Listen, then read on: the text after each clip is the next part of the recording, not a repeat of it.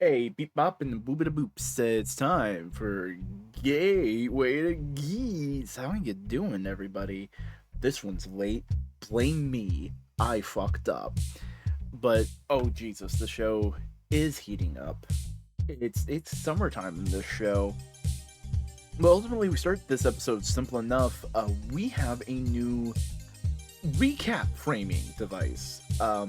It's no longer a vlog, it is a reality show confessional, which I think keeps with the theme of the idea behind it, but it also like ties in with the current arc. It's really good. It is so overly dramatic. It it captures it perfectly. You know, it is just pure reality show TV trash. Um and we also get the information that they're going to do a disaster poll after every round. All the other teammates will vote for who they think is the disaster, and whoever gets voted gets shunted, even if they aren't a disaster. So they got to get unanimous vote, and if they get all the votes, they're gone. Uh-oh. Let's hope some motherfucker doesn't fuck with other people's perception of other characters. We head back to the garden, and the Jumantos are being prepped for a game. And there's a cute little moment where Rook is being prepped in the garden and goes like, "Are you need to get dressed?" And he goes like, "Oh, right." And he looks over at like a gardener's uniform, and he transforms into the gardener's uniforms, and he's like, "There you go. Now you look all nice, good boy." And it's like, why are you strangely wholesome, sir? This doesn't. No, please stop. That's a corpse. That's a dead man. What are you doing? And we intro, step back, we come back.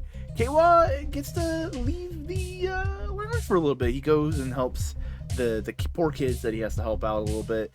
Really just showing off of just how much he is a good man. Like, out of everyone in this show, he is the most a good man, and I think that's kind of important. Like, he's a hero. He is what we would in real life say is a hero. He is a person who tries his hardest to help other people. You know what? Fuck it. This guy is giving Terry Bogard vibes. He's giving Terry Bogard vibes. Does that make Ace Keo? Keo. Does it make Ace Keo? Does that make what? Does that? No, nope. I'm not continuing that line of thought. But hey, the round begins anew, and the kids are in danger. It's a sport ball game. You gotta throw the ball into a certain area and get some points. And overall, everyone works pretty together. Like, they are doing good. They're working with each other's strengths, all that kind of stuff. It's really cool. Lopo is doing a bunch of dope stuff. The owl guy, I refuse to remember his name. You'll find out why. Strategizes a little bit. They work together. They figure out the parameters of the game. It's all kind of good. And then, Keiwa runs into Rook, who is saying the lines, Bart, and he goes like, "Oh no, nope." He's conflicted, and like, the owl guy and Lopo see this. The other two don't. Ace and Neon don't see this, so they're like, "What is Keiwa doing? This is kind of fucked. What are you doing?" And then we're at a halftime break. Jesus, a lot of things to unpack for so many people. Ace talks to a super fan, and the super fan basically goes like, "Hey, this says your mother's name was this. Why are you saying she's the former moderator for the games? It's kind of weird." And Ace just goes like, "Why the fuck do you know any of that?" And he goes like, "Oh, I'm a super fan."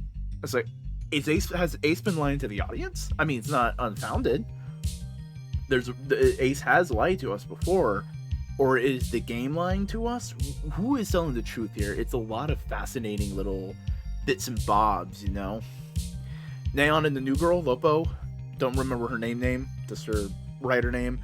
Practice, it's a cute moment. It shows that she has some humanity, and I definitely like her a lot more this episode than I did last episode. You know. Meanwhile, Keiwa is like going, shit, fuck, all this is fucked, oh my god. And the owl dog is like, hey, what's wrong?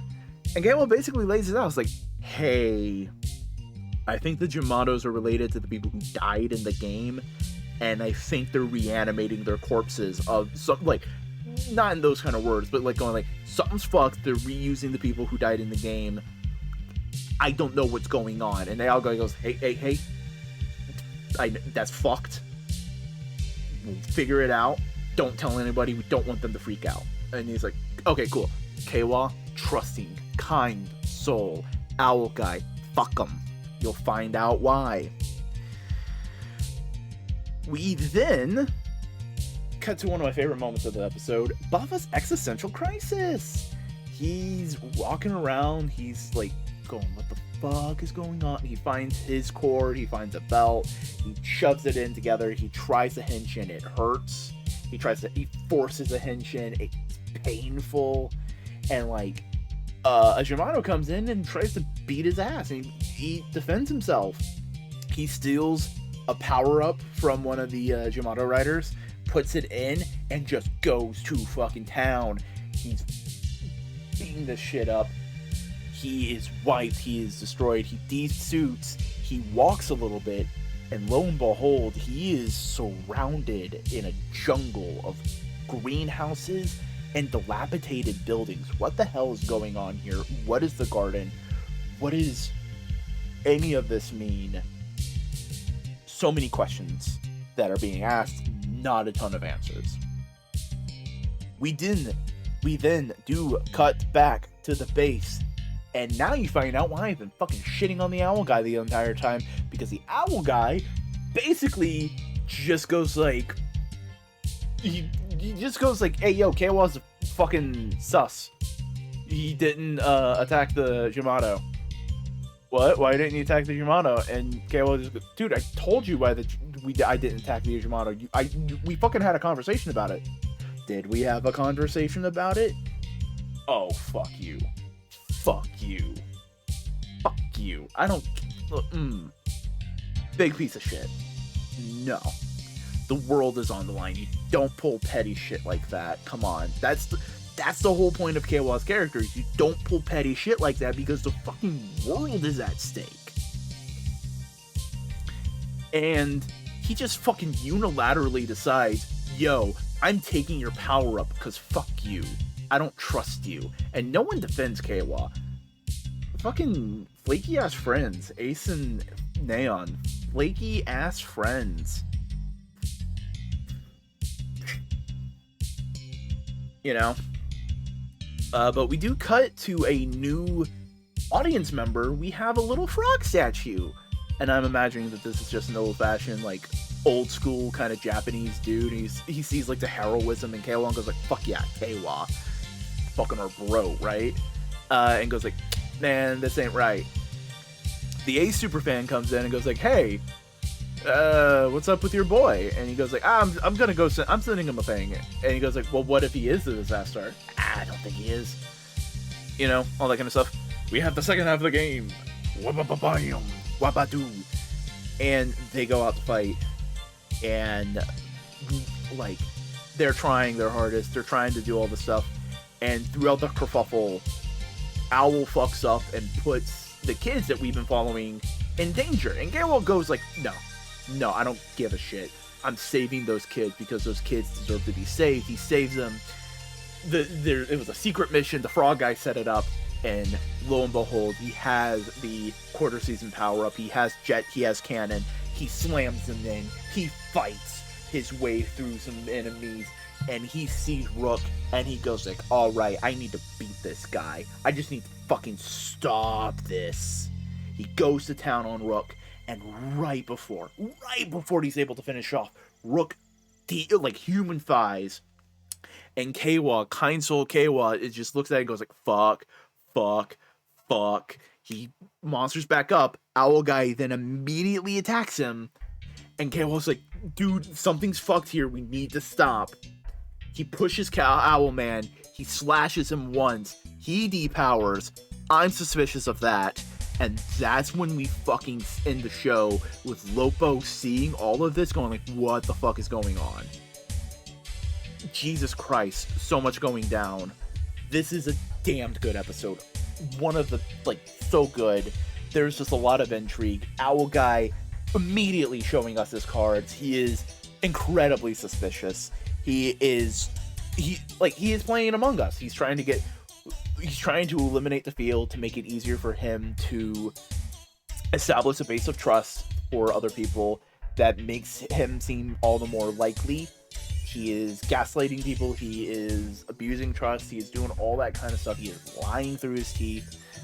And Keiwa is too nice of a guy to just point his finger and say, fuck you. I mean, other than the one gag of the last episode. Like, you know, like, he trusted this dude. He trusted this guy and was like, oh, you betrayed my trust. You're not listening to me. And he can't... What is he supposed to do at this point in time? A lot of great stuff. Ace and Neon kind of taking a back seat, which is, it's fine. You know, you have a larger cast. It's fine for characters to kind of flip in and through. And now we're just getting all the questions of just like, what are the Yamato? Because we also got a thing of like, oh, people from other dimensions are possible? Are the Yamato from another dimension? Are the Yamato the experiment of something? Like, what's going on with them? What is exactly their relationship with the belts? What is their relationship with the cores? What is their relationship with the players? Is it zombies style? Is it like what's the Body Snatchers, the old school anti-communist movie? You know, just how is it? Are they taking their essence? There's so many questions with Yamato, and apparently it says in the next episode we're gonna get some answers. Ooh. If I have not made it obvious, I definitely think the Owl Guy is the disaster. He is laying too much information at all these different places. You know, it feels very, very suspicious.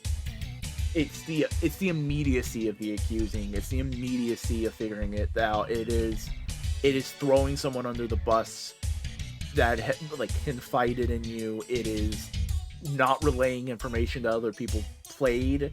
It is withholding it certain types of information, you know. And it's not like Keiwa was able to get a chance to like say what he's been seeing, because as soon as all that stuff went down, the game had to start up. He couldn't talk to anybody. No, not a chance to do it, because they had to work on the game. And like, it is just a lot of fuck. Who is the frog guy? Hey, because the frog guy likes Keiwa, I immediately like the frog guy. I definitely feel like he's one of the few people who wants to save the world, very probably, you know? Other people want entertainment. It definitely feels like, because we see Keiwa being a more heroic character, and he rewarded Keiwa for his heroism, it definitely feels like he's like, no, we need to save the world. So that's kind of my interpretation of the frog guy right now. No idea who it could be. I don't think it's any character we've seen so far. Multiple dimensions. Are we dealing with a multiverse? Are we dealing with like pocket universes kind of thing? Are we dealing with stuff like Ryuki's Mirror World, or Gaiam's Yggdrasil? Was it Yggdrasil? I can't remember. The plant stuff. Are we dealing with that? Are we dealing with those kind of things? I'm not entirely sure, and I don't know if it's like the problem comes from multiverse, or the people watching are just part of the multiverse. And hey, it being multiversal and being a reality TV show and all that kind of stuff definitely lines back up with my Mojo interpretation. This is just very, very crass. The people from the other dimensions like have no care for what's going on in this world because it's not their world, and that's probably why they're able to keep so flippant about it, you know? Here's the thing, the multiversal worlds, are they previous worlds of the DGP, and like someone finally was like, I don't want the DGP anymore? and so they move it to another world. Is that a possibility? Or is like the garden like the end result of a DGP world? Who knows? And ultimately, has Ace been lying to us, the audience? I don't know. And it's interesting the fact that our main hero character, by all intents and purposes, could be a very unreliable narrator, could be duplicitous in some regard, is ultimately someone we can't trust as a character. And I think that's fascinating, you know?